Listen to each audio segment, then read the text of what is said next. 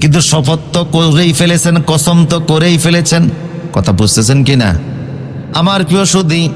এই অবস্থায় চলতে চলতে এক পর্যায়ে আইয়ুব আলাইহিস সালাম আল্লাহর কাছে এখন এসে তিনি দোয়া করলেন। অসুস্থ ছিলেন, কোনো বর্ণনায় 6 মাস, কোনো বর্ণনায় 7 বছর, কোনো বর্ণনায় 18 বছর।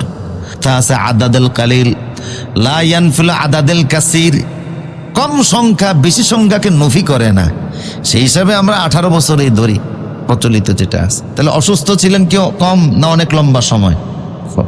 লম্বা সময় অসুস্থ থাকার পরে এবার তিনি দোয়া করলেন, আযকুর আবদানা আইয়ুবা ইয নাদা রাব্বাহু আন্নী মাসসানিয়াশ শাইতানু বিনুসবিন ওয়া আযাব।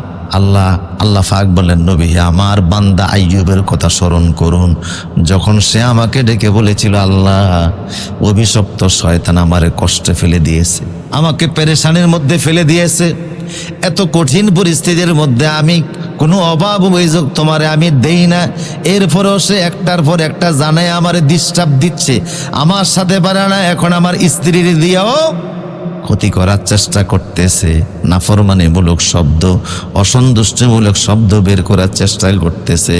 আল্লাহ পাক বললেন, আইয়ুবরে দীর্ঘদিন অসুস্থ থাকার মাধ্যমে আমার প্রতি কৃতজ্ঞতার যে নমুনা তুমি পেশ করেছো, আমার বোধে যে ভরসা, আস্থা, যে বিশ্বাস তোমার ছিল, যে আস্থা তোমার ছিল, যে আন্তরিকতা ছিল, যে সন্তুষ্টি ছিল, এত বিপদের পরে ফেললাম, এরপরও তোমার ভাবনায় ন্যূনতম পরিবর্তন আসে নাই, অসন্তুষ্টির ভাব আসে নাই, তুমি আমার সকল পরীক্ষায় পাশ করেছো।